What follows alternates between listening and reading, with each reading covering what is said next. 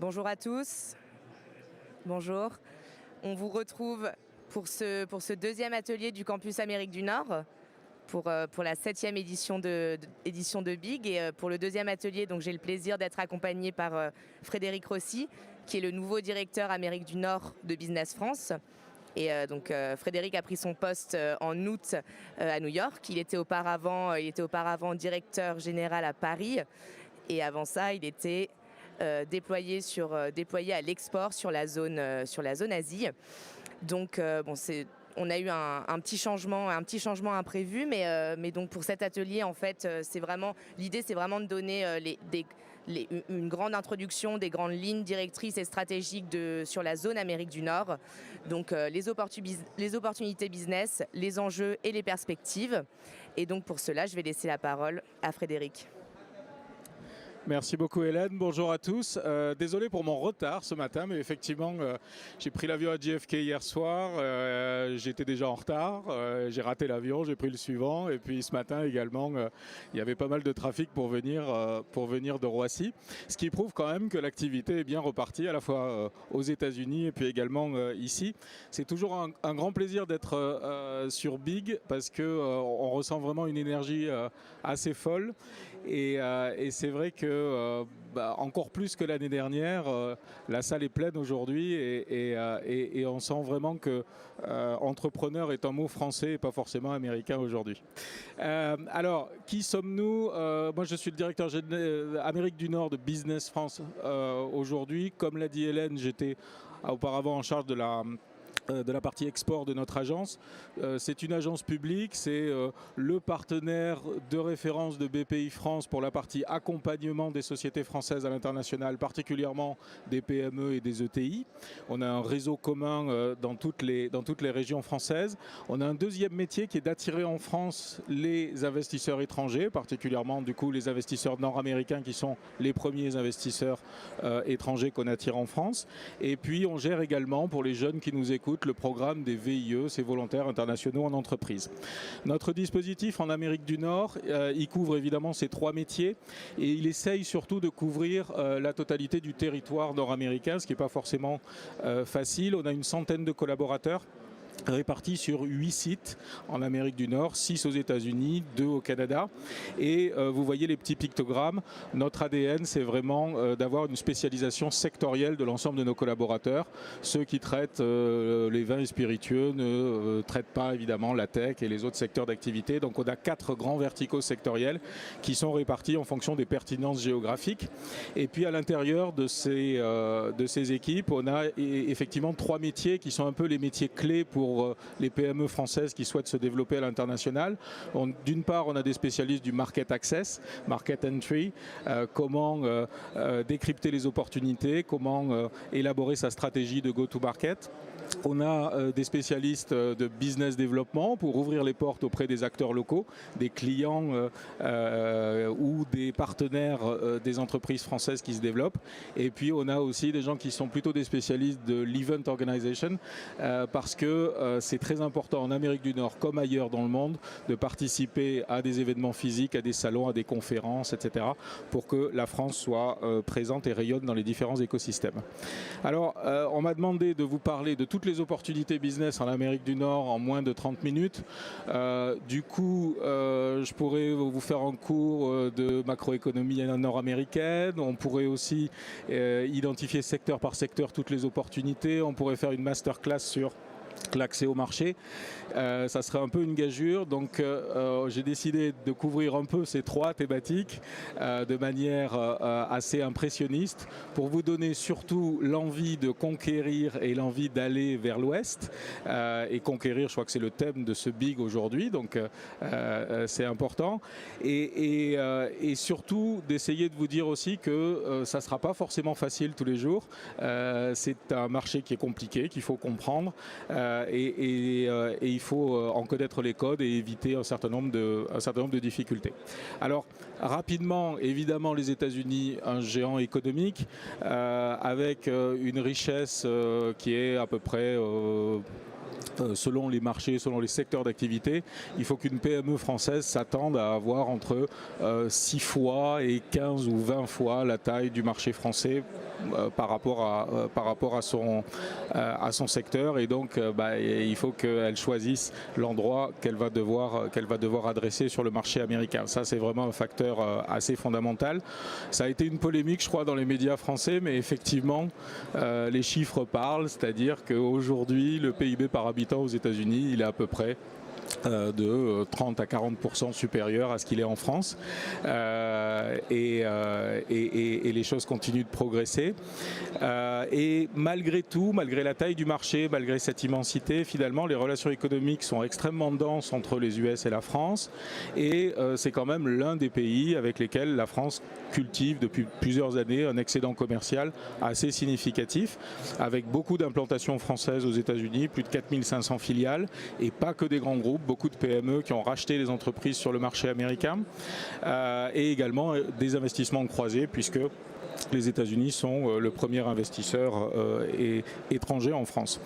Cette taille de marché, on peut la symboliser, j'aime bien cette slide, par le fait que finalement chaque État américain sur lequel une entreprise va se positionner, c'est comme si elle allait sur un pays à part entière quelque part dans le monde.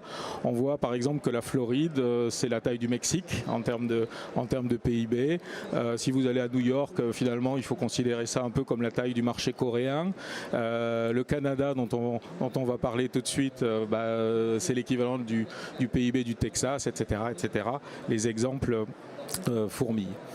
Le Canada, par contre, c'est un marché beaucoup plus accessible, un marché équivalent à la taille d'un pays européen moyen plus, 38 millions d'habitants, un PIB équivalent à celui de la France, et surtout une richesse qui est extrêmement concentrée finalement autour de l'Ontario et autour de Toronto, alors que la présence française, elle, est historiquement et toujours aujourd'hui très concentrée sur le Québec.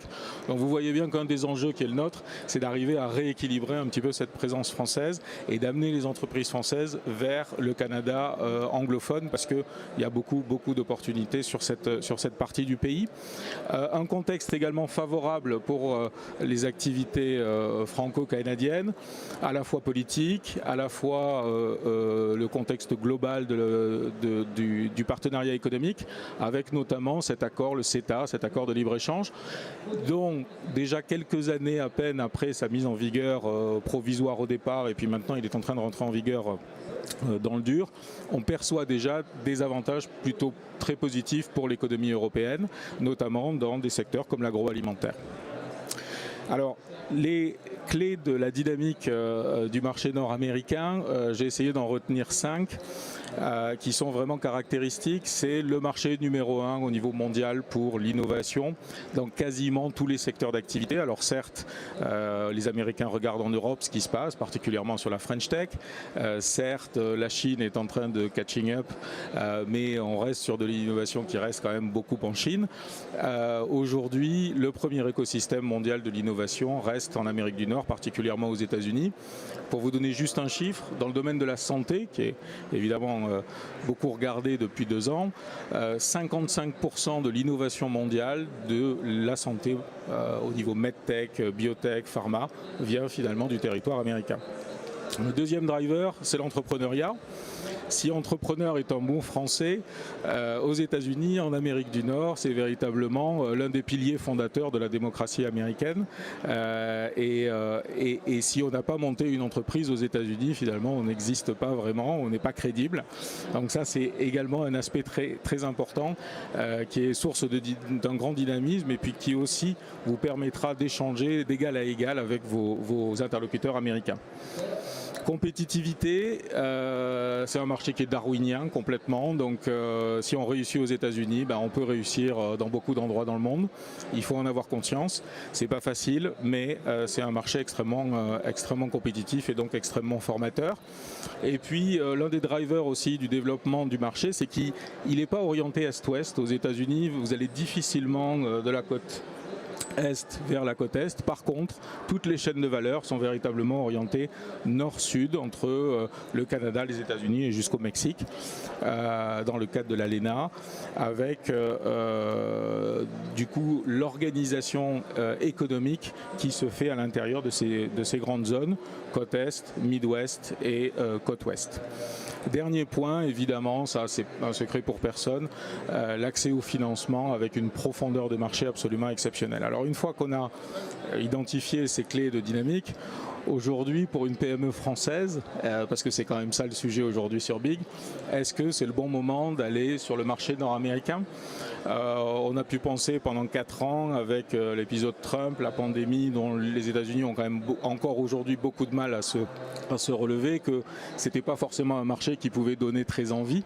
Mais je pense que les choses sont vraiment en train de changer. C'est le bon moment d'y aller parce que on a des mutations fondamentales dans quasiment tous les secteurs d'activité.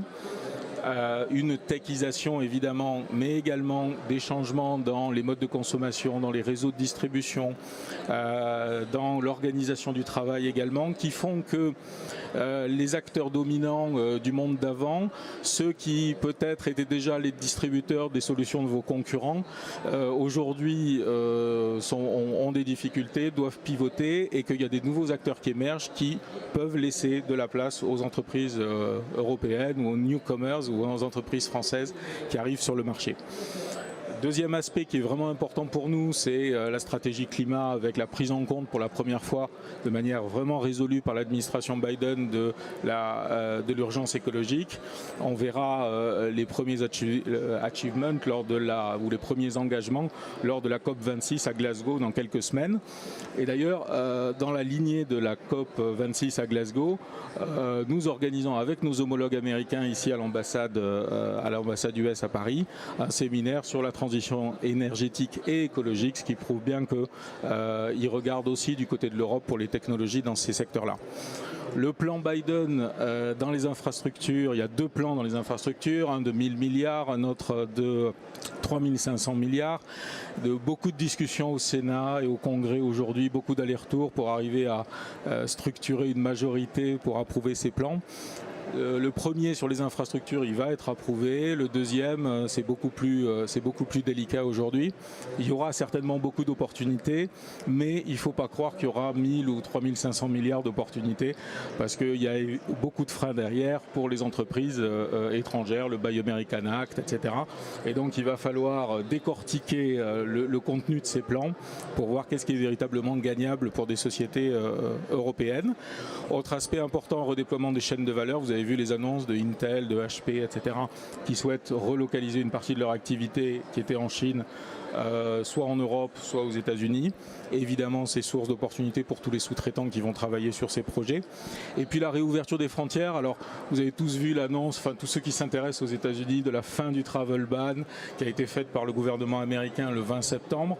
Depuis, c'est un silence radio total qui nous laisse penser que l'annonce était un peu prématurée, qu'elle n'était pas complètement prête. On attend aujourd'hui toujours de savoir à travers un executive order, c'est-à-dire un décret présidentiel, exactement quand les frontières vont réouvrir, entre le 1er et le 15 novembre certainement, mais la date n'est pas fixée. Quelles vont être les modalités, notamment sanitaires, pour l'ouverture des frontières. Le deuxième aspect important, c'est qu'il y a un tel backlog de visas aujourd'hui dans les ambassades américaines partout dans le monde que ça va redémarrer, mais ça va redémarrer assez lentement. Et puis, j'ai beaucoup de chefs d'entreprise, nous, qui nous appellent et qui nous disent « Bon, ça y est, j'ai pris mon billet pour le 15 novembre, organisez-moi une mission de prospection, je veux rencontrer des acteurs locaux, etc. » Il faut savoir qu'aujourd'hui, la crise sanitaire et les préventions dans certains États américains sont telles qu'on a encore énormément d'acteurs économiques qui ne souhaitent pas rencontrer des contacts business en présentiel. Et donc, il faut, avant de prendre son billet, s'assurer que vos interlocuteurs locaux vont vraiment être capables d'honorer les rendez-vous, parce que si c'est traverser l'Atlantique pour faire une visio, c'est peut-être un peu moins intéressant. Donc voilà, c'est le bon moment, mais en même temps, il faut y aller résolument, mais sans angélisme, parce que si l'Amérique s'ouvre aujourd'hui, si America is back dans le concert des nations, comme l'a annoncé le président Biden, c'est avec quand même des objectifs très clairs en matière de préservation de ses intérêts, de patriotisme économique et de porter le fer vis-à-vis des Chinois. Les divisions sociétales à l'intérieur de la société américaine restent fortes. Et moi, ce qui me frappe depuis mon arrivée aux États-Unis, c'est la désorganisation assez forte des circuits logistiques.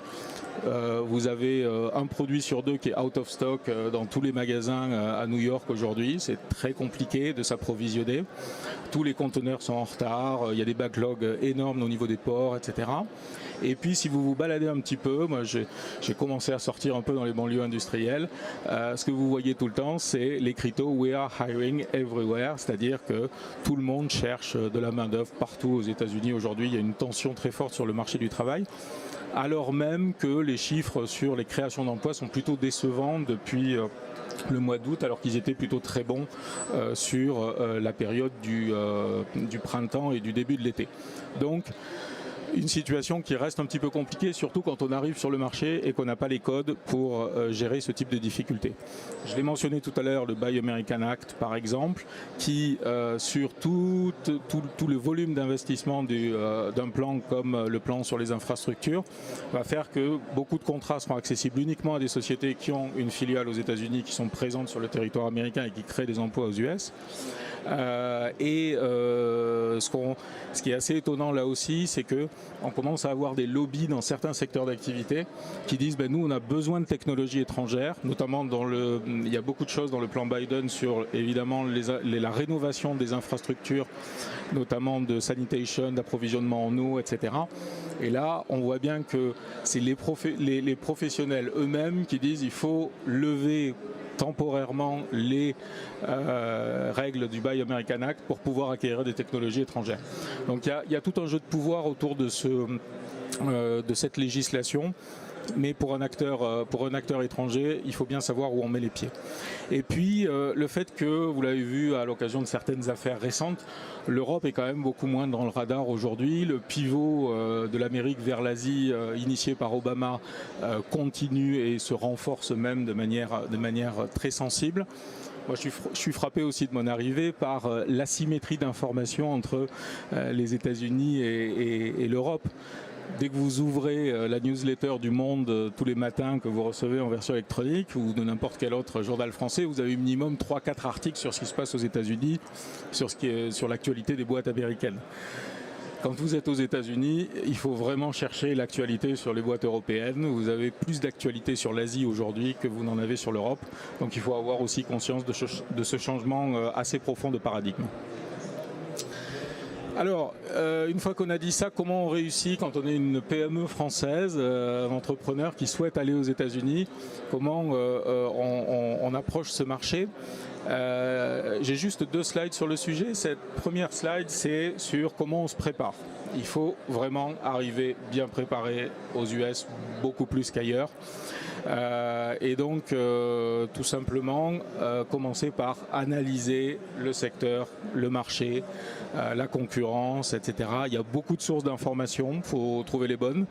Il faut faire la bonne étude de marché, il faut adapter, regarder quelle est l'adaptation du produit qu'on doit faire par rapport au marché, identifier la zone géographique, vous l'avez vu tout à l'heure, sur laquelle on va essayer de commencer. On n'est jamais, quand on est une PME, particulièrement française, présent aux États-Unis, on est présent en Floride ou en Californie, ou on est présent au Québec, et petit à petit on essaye d'aller d'un État à l'autre. Le deuxième aspect important, c'est de bien prévoir son budget. Et là, heureusement, vous avez Hélène de BPI France qui est à notre bureau de New York et qui pourra vous aider à structurer ça. Mais il faut savoir que les coûts sont très élevés. Et donc le coût d'approche du marché est lui aussi très élevé. Quelques exemples. Ressources humaines. Les profils de compétences que vous allez chercher aux États-Unis, ils sont forcément rares et donc ils sont forcément chers. En plus, vous êtes un nouvel entrant, pas connu sur le marché, donc vous n'êtes pas attractif, donc ça va être encore plus cher. Et puis, dernier point, vous êtes français, donc vous allez chercher un Américain qui soit un peu français, c'est-à-dire polyvalent, qui sache faire plein de choses. Alors qu'en fait, l'Américain ne sait pas faire plein de choses, il sait faire une chose et il est très bon dans ce qu'il fait. Et donc, il y a une asymétrie entre l'employeur et l'employé qui fait que il ne faut pas partir sur des malentendus et il faut savoir véritablement ce qu'on cherche et il faut s'adapter au marché local. Deuxième aspect qu'il faut bien sécuriser, c'est tous les aspects juridiques et tous les aspects fiscaux. Les États-Unis, ça paraît simple comme ça parce qu'il y a des milliers d'entrepreneurs partout et qu'on se dit c'est un Eldorado, on fait les choses facilement. Sauf que quand on creuse et quand on arrive là-bas, on se rend compte qu'il y a un empilement administratif très important entre le fédéral, les États fédérés, l'aire métropolitaine de là où vous allez vous implanter et la City elle-même. Et que en France, on a essayé, parce qu'on est cartésien, d'avoir des domaines de compétences très précis pour chacune des strates administratives. Aux États-Unis, c'est pas si simple, c'est beaucoup plus pragmatique et foisonnant, je dirais. Et donc, on peut avoir des cascades de taxes, on peut avoir des cascades de réglementation. Et il faut arriver à y voir clair vraiment dans ce maquis. Un aspect important, c'est la sécurisation de vos contrats. L'approche contractuelle est très différente aussi. En France, on a un droit qui est codifié et puis du coup des contrats qui sont plutôt simples et on prévoit que ce qui n'est pas codifié. Aux États-Unis, c'est la liberté contractuelle qui prévaut et donc on se retrouve avec des contrats dans lesquels il faut prévoir tous les cas possibles et imaginables. Et donc pour prévoir tous les cas, il faut avoir un bon avocat et il faut signer généralement des contrats qui font des centaines de pages et qui sont très difficiles à appréhender, à relire. C'est vraiment un micro-détail, mais moi, pour louer un appartement à New York, j'ai fait un dossier de 64 pages et j'ai un contrat de bail qui fait une centaine de pages et qui prévoit tout ce que je ne peux pas faire finalement dans ce building. Dernier point, l'accès aux clients, les réseaux de distribution, etc. Là aussi, on se rend compte qu'il y a des attitudes qui peuvent être assez différentes pour ceux qui sont dans le retail, par exemple, de ce qu'on peut trouver en Europe. Aujourd'hui, sur New York, vous avez plein d'emplacements de retail qui sont vides dans certaines rues, suite à la pandémie, évidemment, à des faillites d'outlets, etc. Sauf que les prix ne baissent pas. Et donc ça va rester vide parce que pour un propriétaire sur ce type de localisation retail, surtout si c'est bien situé à New York, il préfère ne pas louer pendant quelques mois et attendre que la conjoncture reparte plutôt que de baisser les prix, ce qui déprécierait potentiellement la valeur de leur actif. Troisième point absolument essentiel, le C, c'est peut-être d'ailleurs même le plus essentiel des trois parce que c'est celui qui est le plus... ou en tout cas j'allais dire le plus ignoré par les PME françaises, c'est celui de la communication. Aux États-Unis, on est avant tout le reflet de l'image qu'on porte et qui est portée par nos produits. Et donc, avant d'arriver sur le marché américain, il faut absolument revoir strictement tous vos outils de communication à la lumière du marché américain et par rapport à la manière dont on communique sur ce marché. Il ne faut surtout pas faire appel à un cousin qui a fait un LEA en anglais pour relire vos plaquettes, etc. Il faut vraiment des native English speakers pour revoir toute votre documentation. Il ne faut pas de lyrisme à la française ou de métaphores pour parler de vos produits, mais des choses très claires, très directes. Et puis surtout, il faut avoir une vraie stratégie sur les réseaux sociaux. Si vous n'avez pas une stratégie sur les réseaux sociaux aux États-Unis, vous ne touchez pas vos clients et vous n'existez pas vraiment par rapport à vos interlocuteurs, à ceux que vous allez rencontrer. Sur tous ces sujets, on a, nous, chez Business France, pour toute PME qui arrive sur le sol américain, des masterclass dédiées. Et ce n'est qu'à partir du moment où elles ont fait le cycle de masterclass qu'ensuite elles vont dans le grand bain et qu'elles rentrent sur le marché. Une fois qu'on s'est bien préparé, il faut y aller. Et là, les premiers rendez-vous business, ce qui est important de savoir, c'est en matière de culture des affaires, on a beaucoup parlé des États-Unis, mais le Canada, c'est un peu différent. De manière générale, on dit toujours que les Canadiens sont prudents alors que les Américains sont très risk-takers. Certains sociologues économistes ont essayé de cartographier un peu les mentalités culturelles des différents marchés en Amérique du Nord. Certains en ont trouvé 5, d'autres 9, d'autres 12, mais vous voyez qu'en tout cas c'est pas un, et que donc il faut savoir à qui on parle. Il faut savoir si on parle à un Californien qui va être plutôt un trendsetter, ou si on parle à quelqu'un de la côte Est qui va être plus sophistiqué et qui va être plus conservateur, etc., etc. Ça, c'est important aussi de décoder l'ensemble de cet écosystème. Le deuxième point au moment du rendez-vous, c'est que on a toujours l'impression avec les Américains que les rendez-vous sont faciles parce qu'ils sont décontractés. Ça cache le fait que le rendez-vous est extrêmement codifié. Et si vous sortez des codes, votre interlocuteur sera perdu et le rendez-vous ne sera pas véritablement efficace. Donc il y a tout un cérémonial finalement à respecter, mais sauf que ça se fait de manière extrêmement décontractée. On n'a pas l'impression que ça se passe finalement ainsi. Le cœur de l'entretien, c'est le product market fit, c'est-à-dire quelle est votre proposition de valeur par rapport au marché américain, quels canaux de distribution vous allez vouloir utiliser, quelle clientèle vous allez viser à travers ces canaux de distribution, etc. Moi, j'ai été frappé en arrivant par le fait que pour un produit aussi sensoriel, particulièrement pour des Français, que le vin, eh bien, dans tous les marchés du monde où je suis allé, notamment en Asie, voilà, on envoie d'abord des échantillons où on fait déguster le vin quand on arrive dans un rendez-vous, et puis ensuite on parle business. Et ben nous, en Amérique du Nord, on fait pas ça, parce que finalement c'est pas nécessaire. On va d'abord envoyer aux importateurs, distributeurs, quand on fait une opération dans les vins spiritueux, la fiche technique, je dirais, du produit, quel est le positionnement, le prix, le niveau de gamme, les capacités qu'on peut fournir sur le marché américain, les réseaux de distribution qu'on vise, etc. Et une fois que l'importateur a analysé tout ça et qu'il a vu qu'effectivement, lui, il avait potentiellement un marché avec ce vin-là, à ce moment-là, il demande les échantillons et on passe à la partie gustative. C'est quand même assez, je trouve, révélateur de la manière dont on va fonctionner quand on va aller faire un rendez-vous business aux États-Unis. Dernier point important, beaucoup d'entreprises arrivent encore surtout sur des secteurs du type art de vivre, etc., avec l'étiquette française et en disant ça suffit, le Made in France est presque suffisant pour justifier mes produits. Aujourd'hui, c'est plus le cas, évidemment. Il faut d'abord avoir évidemment un produit qui est différenciant, une proposition de valeur, et puis le Made in France vient ensuite en cerise sur le gâteau.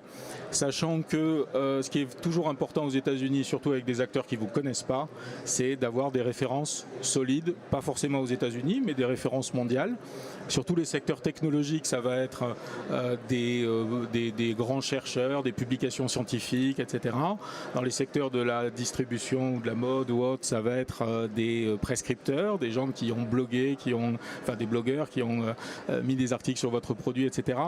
La partie est-ce qu'on parle de vous, la communication qui est faite sur vous, c'est une des premières choses qu'un distributeur américain va regarder, et c'est extrêmement important pour lui. Ça en dit finalement beaucoup plus que ce que vous allez dire vous-même sur votre société et sur vos produits.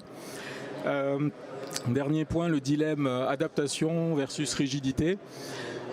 Beaucoup d'entreprises françaises se disent est-ce que je dois complètement me fondre dans le marché américain et adapter complètement mes produits pour coller au plus près du marché?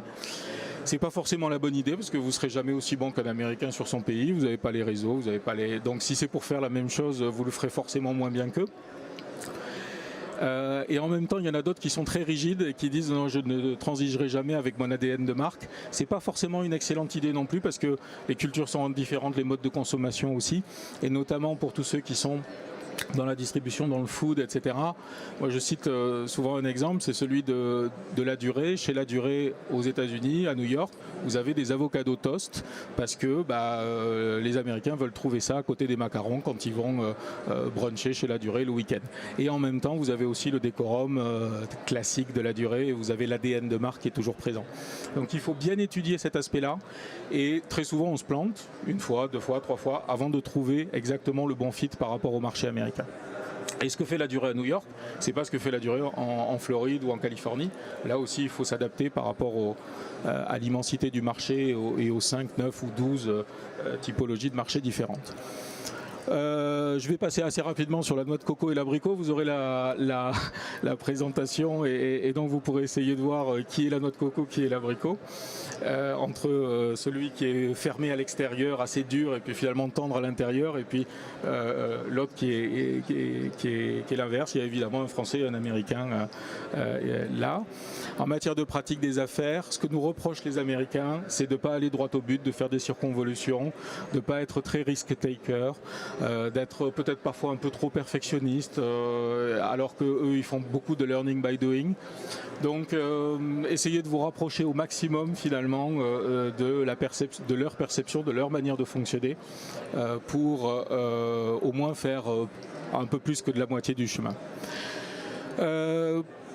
J'ai mis ensuite beaucoup de slides sur secteur par secteur, la manière dont on perçoit, nous, avec nos équipes, toutes les opportunités qui existent sur le marché américain. Quelques exemples d'opérations qu'on monte, Business France ou Business France en partenariat avec BPI France ou Business France pour le compte de BPI France. On a une super opération en ce moment dans les magasins Saks Fifth Avenue à New York, sur le flagship store de New York, en partenariat avec BPI France. On a sélectionné avec les acheteurs de Saks 20 nouvelles marques françaises qui n'étaient pas présentes aux États-Unis avant, sur un pipe au départ de plus de 100 marques qu'on a présenté aux acheteurs.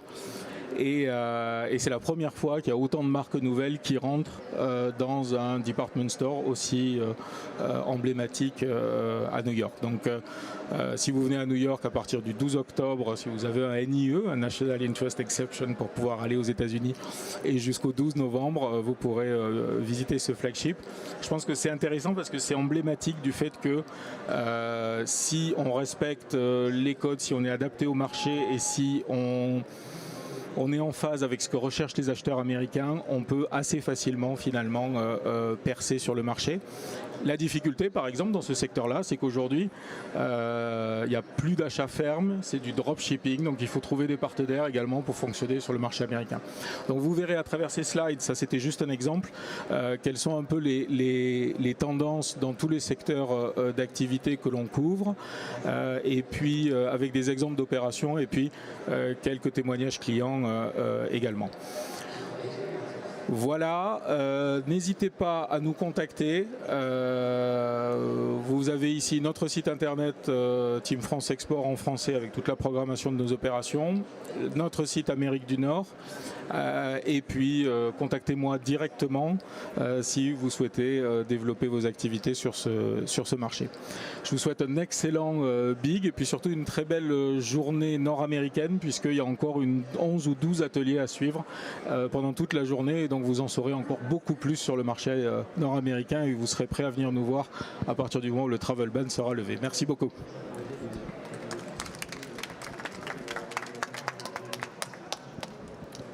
Merci beaucoup Frédéric. Donc même si ça arrive en deuxième atelier, je pense que c'était une très bonne introduction pour lancer la journée, pour vous présenter les opportunités business, l'état actuel du marché américain. On va peut-être prendre 2-3 minutes si vous avez des questions.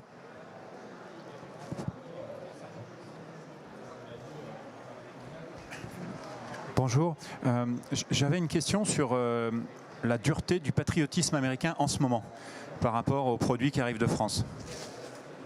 Alors, si vous faites référence à l'affaire des sous-marins, ça change absolument rien, parce que vraiment, les Américains, ils sont pour la plupart pas vraiment au courant du truc, et puis ça change absolument pas. Par contre, la tendance de fond générale, c'est qu'effectivement, comme je disais tout à l'heure, il y a une société américaine qui est assez clivée. Et donc, vous avez un certain nombre de vos interlocuteurs pour lesquels le patriotisme économique s'est fortement durci et qui sont peut-être moins enclins à aller chercher des produits étrangers.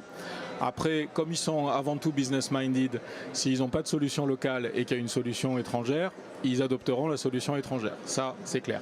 Et puis ensuite, vous avez toujours sur la côte Est et sur la côte Ouest beaucoup d'interlocuteurs, évidemment plutôt démocrates, mais il y a maintenant 3 tendances au niveau du Parti démocrate, et donc il y a des tendances à la fois très patriotes et puis des tendances beaucoup plus ouvertes sur le monde, qui eux, là, restent, je veux dire, très ouverts à tous les produits qu'on leur présente. Voilà. Mais effectivement, le paysage est quand même beaucoup plus morcelé qu'il a pu l'être par le passé.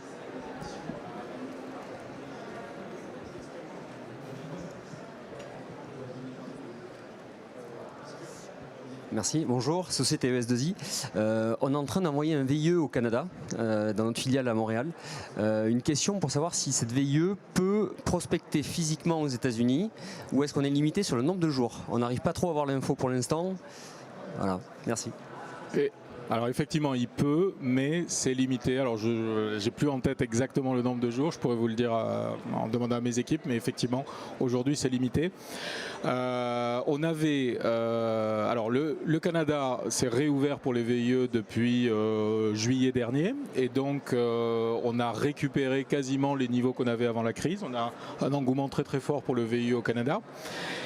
Aux États-Unis, qui était le premier pays au monde pour la destination des VIE avant la crise, on en avait quasiment 1600 à peu près en mars 2020. Aujourd'hui, on n'a plus que 130 parce que c'est fermé à cause du travel ban et puis avant du visa ban depuis mars 2020, finalement, depuis les premiers décrets Trump. On espère, avec la levée du travel ban, pouvoir déposer les premiers dossiers de VIE pour les États-Unis avant la fin de l'année, pour pouvoir commencer à faire repartir les jeunes au début de l'année prochaine. Dernier point, c'est que votre VIE qui est au Canada, au bout d'un an, même si le travel ban n'était pas levé parce qu'on aurait un problème, voilà, au bout d'un an, il pourrait éventuellement bouger sur le territoire américain parce qu'il y a des facilités pour obtenir les J1, les visas des VIE aux États-Unis, quand on est sur le territoire canadien qu'on n'a pas à partir de l'Europe. Bon, du coup, je permets de rebondir sur la question parce qu'on accueille pour le 3e atelier dans 5 minutes 2 conseillers économiques de l'ambassade du Canada en France. On abordera donc une nouvelle thématique. Merci encore Frédéric pour ce bel atelier, toutes ces perspectives. Et puis voilà, on vous retrouve dans 5 minutes pour un atelier Canada.